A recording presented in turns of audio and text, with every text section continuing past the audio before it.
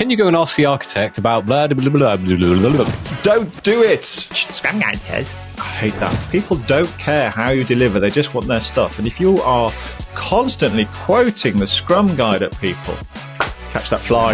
There you go.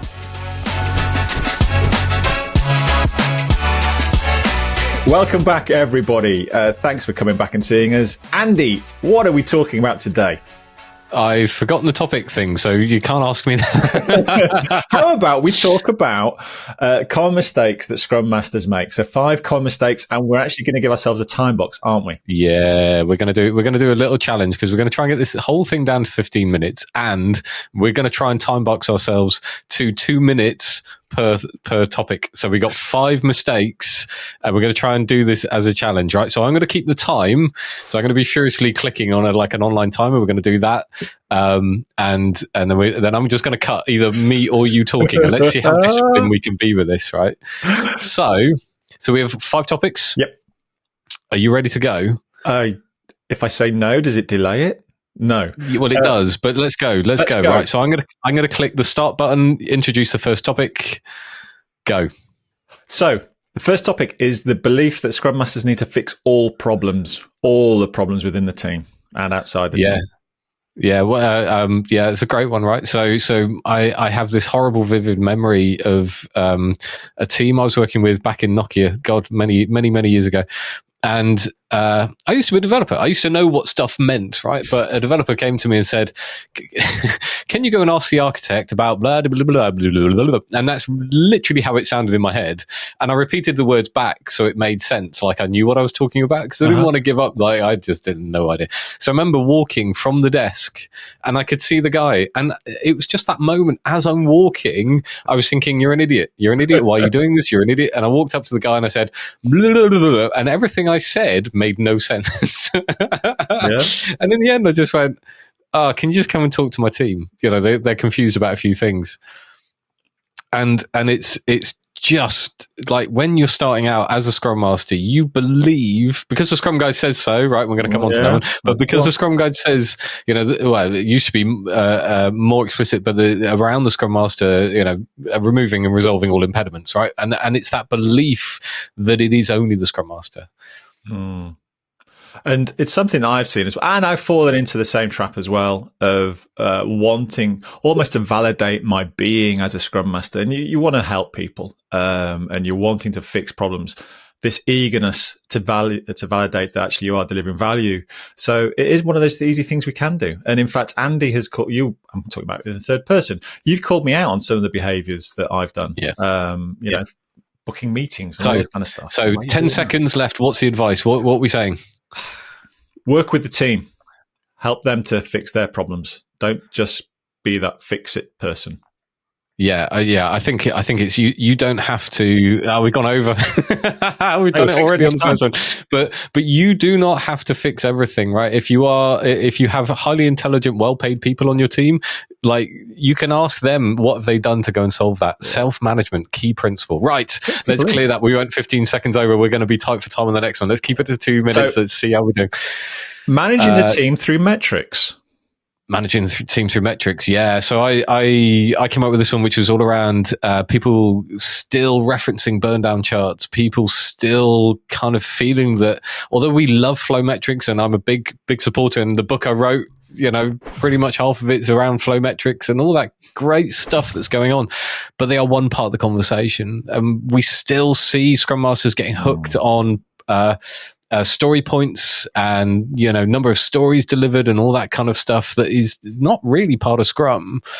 And they fall into a project management trap. You know, so the product owners and the stakeholders are coming to them and they're saying, you know, do this. When's my stuff going to be ready? And the behaviors they then kind of personify down to the team become very project managery. It's less in the Scrum Master space, the enabling space. Yeah, it's definitely one of those first things that people learn and go, oh, you need to use a burn down, especially in Scrum. And it's just wrong. It's like watching the speedometer when you are already parked in the car park and you're going, oh, well, I arrived here. What's it telling you? Is it telling you the team actually had a problem? If the car had a problem? It's important information at the time, but be careful about how much importance you put on those metrics. that you can tell if a team's being successful or not. I mean, the big metric will be: are we delivering a done increment? Do we have happy stakeholders?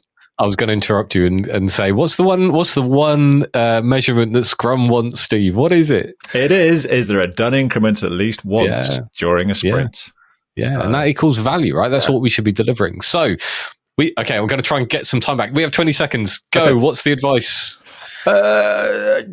Don't do it. Don't do anything, I think, is Steve's advice. Yes. I think metrics can be one part of the information that a team can use to adapt, but don't forget value. Right, that's time up for that one. I think we've done okay on that one. Let's go. Yes. It's kind of flashing red at me. Let's go for the next one. Too much time spending facilitating and not enough focus on delivery. So this is a Scrum Master that believes that actually they're not as committed, or they don't commit to delivery. That's what the developers do. But the Scrum Master is part of the team, and they are therefore accountable for delivery. So it kind of links into what we were talking about earlier. It is important. So I wrote down gamification as well. So, spending too much time trying to make these funky retrospective templates. And I know it's tempting and I know it's interesting, and it's a break away from the norm, especially in kind of virtual environments and remote environments where the interaction level, the human interaction level, is only through this kind of like medium. I think it's very tempting to continue that kind of gamification. Yeah. But you have to think about the engagement. What message is that actually sending to people about the professionalism that you're putting over as a member of that Scrum team, right? Is it, well, I just turn up and play a load of games and that's all I do and that's all I contribute? Yeah, it is. It undermines your credibility. It undermines your professionalism. You are, as a Scrum Master, equally involved in delivery. And if the minute you forget that, you're not helping your team to deliver. There are ways that you can deliver differently. I mean, you might not have the technical skills, but you are part and parcel of that team. So you need to create the space. You need to create the environment that team is delivering to. That's their commitment and your commitment as a Scrum Master. You're not there just to do these nice retrospectives and make sure everybody's turning up and all that kind of stuff. It's important. It is important, but you're part and parcel of the team, and the team commits to the delivery. So you need to be in there as well. Right, you got 10 seconds. What's a soundbite advice? Soundbite advice: you're committed. I was going to say, I thought you were going to say, don't do it. Soundbite advice: think about how you can deliver that kind of level of interaction, but just in a more professional way. Yeah. Right, cool. The beeper is beeping at me. Okay. Let's go for the next one. Oh, it's my personal favorite. It's your one. It is. The Scrum Guide says, the amount of times I have heard, and probably heard I have said this to myself, the Scrum Guide says, you need to do this. The Scrum Guide says, and people just switch off. People don't care how you deliver. They just want their stuff. And if you are constantly quoting the Scrum Guide at people, it's not as important to them. They just want to do their job. So if you keep saying, but the Scrum Guide says you have to do this.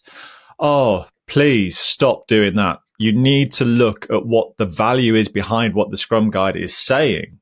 That's the important bit.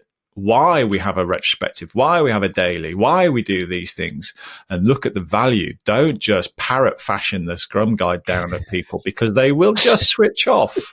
I'm sorry for laughing, but you've gone onto some monologue rhetoric, standing on a podium. Kind of bugbear. Yeah, well, look, so I think it's incredibly valuable that people understand what the Scrum Guide's containing. I think I agree with you in terms of the parroting it back. The reason you're parroting it back, because the people you're parroting it back to haven't had the educational level that you have. They haven't probably had the experience, or the experience they've had has been terrible. So they've kind of waned off, Scrum. They just don't want to do it. Is this Andy? Is this also people falling back into the trap? I don't understand how the Scrum Master adds value, so therefore I'm just going to repeat something that I've heard, and so they're scrabbling around to demonstrate value. Yeah, and it could be a little bit of Scrum Masters stamping authority where they feel that actually they are being undermined and there is a lack of respect, and that's quite a hard one to overcome. And we're not going to solve it in the next 10 seconds. So, advice for the Scrum Guide says: if you hear yourself saying it, be quiet and think about the value that actually you're trying to get across to somebody, the meaning behind it. Oh, that's nice. I'm not going to add to that. Okay, cool. Right, final one. Final one. We went over that one again, but hey, not by much. Right, so final one. This is going on a 2-day course and believing that you know everything. Yeah, number 5, the 2-day course effect. Yeah, something that's come up recently in a lot of conversations in the psychology space is the amount of information and the technicality and the ability that people have after just attending a 2-day course, right? And the expectation that that is placed from employers to employees, because I'm funding your training, so you're going to come back as an expert. And we know that 2 days doesn't make an expert. And you reminded me, Steve, which was, recently going through my motorbike thing, how jumping on a bike, like if I think back to my training, after 2 days on a bike, I was absolutely terrible. Yeah, you can. Right? What I needed. Well, yeah. So what I needed is what I ended up doing, which was I bought a 125 and I got out there and did it. I learned, and then I kept coming back. That sounds really terrible. I did pass, but it's kind of like, I kept getting back on the bike and trying again, and I passed. I passed last week, but I needed that experience. Yeah, absolutely. I needed that experience to be able to feel confident and competent in order to kind of go and deliver on passing the test, or deliver in my accountability as a Scrum Master for the team, or whatever role I'm playing within your organization. I love those two words you just said: competent and confident. 2-day course will give you some of it, but it's the experience that you take from having that. Hey, this is the safe place to play in, and this is the safe. These are the rules. 10 seconds. That we need to do. So play in that space, but don't assume that you know everything. And 5 seconds. Suddenly you're 3 seconds. The expert in everything. Come on, then. We're gonna bust the time. What's your little soundbite for the 2-day course effect? Look, we are not saying, do not go on courses. Learn. We're not saying do not learn. We are saying, look, appreciate where you are. Appreciate that you've learned some knowledge. But there is so much more from experience and lived experience that you need to pick up, or you need to utilize in your day-to-day role as a Scrum Master. So find that chance of that experience. That's my tip.